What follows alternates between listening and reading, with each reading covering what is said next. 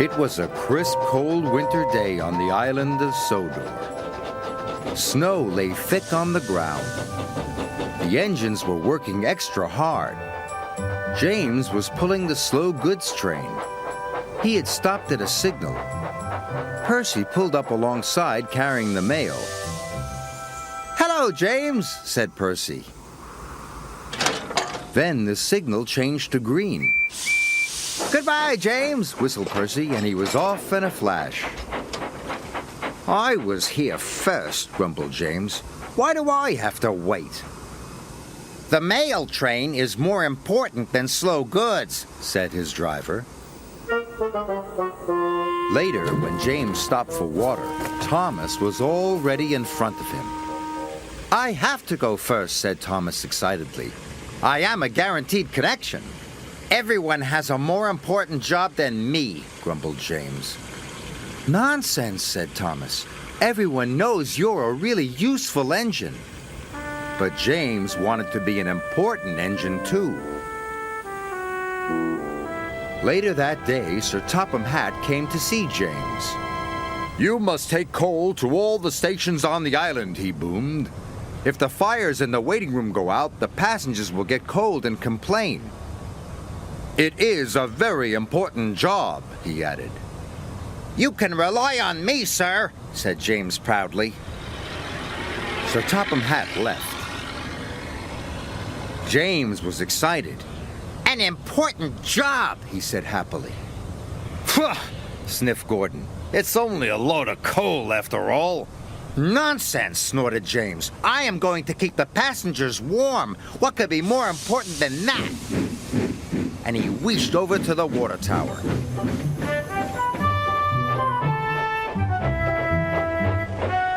But there was a line at the water tank.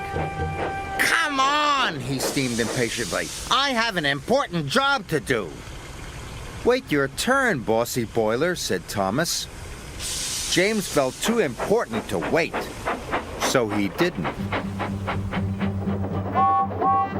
James rushed to the coaling station. He met Edward waiting at a junction. Edward was looking bothered. He had too many jobs and he was feeling puffed out. "Can you take these slate cars to the quarry?" Edward asked. "Sorry, Edward, but I can't," puffed James. "I've got the most important job on the island." And he chuffed grandly away.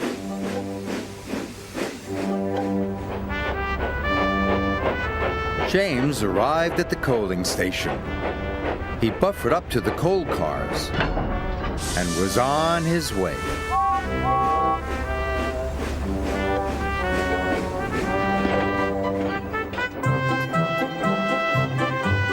James was looking forward to delivering his coal.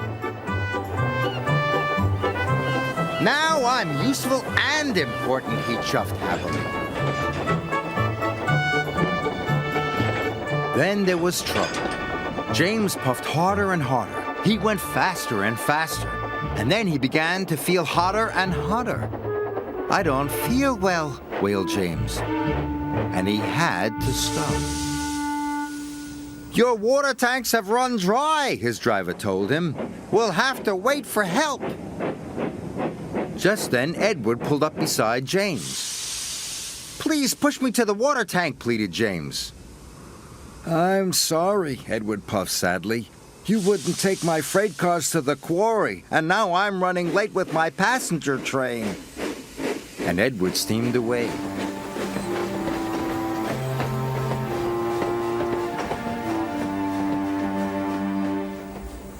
Edward stopped and told the signalman all about James.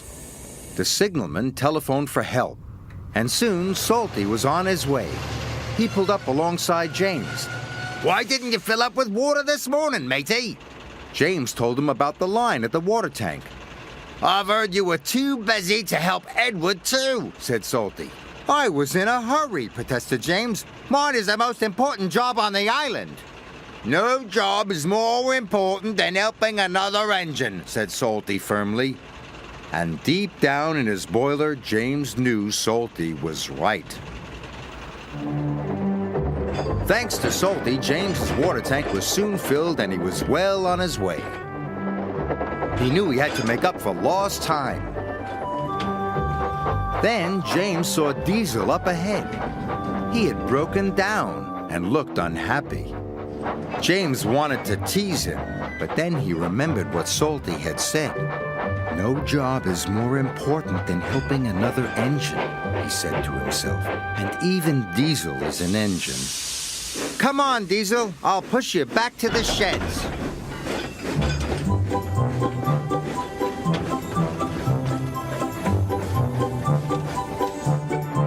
Pushing Diesel and pulling freight cars was hard work.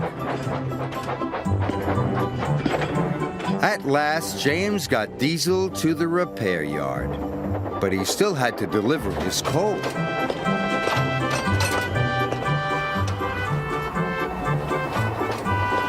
The wind blew, and it was getting colder by the minute. James steamed all over the island delivering coal to the station waiting rooms. Everyone was pleased to see James. Thanks to him, they were all kept toasty warm. The next morning, Sir Topham Hatt came to see James.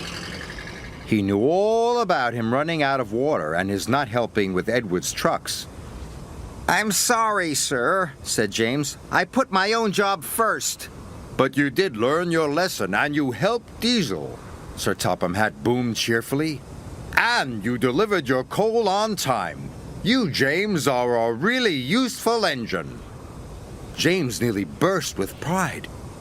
"Thank you, sir," he said. Being really useful was better than feeling important.